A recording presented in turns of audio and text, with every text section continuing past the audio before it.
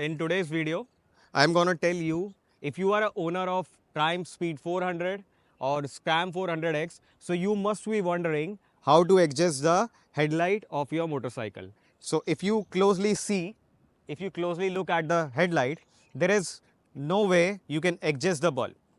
So when I purchased the bike, I also wondering the headlight throw was like this initially when I bought the bike, and I was wondering every day like how to adjust this bulb.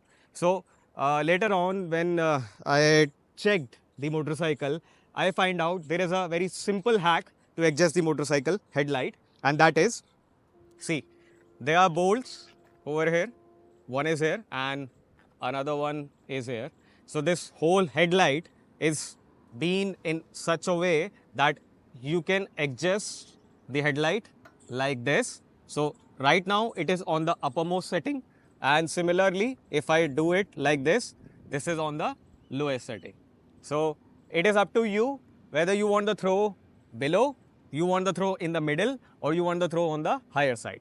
So for my convenience, I will keep this in this way. So it's quite simple. Thank you.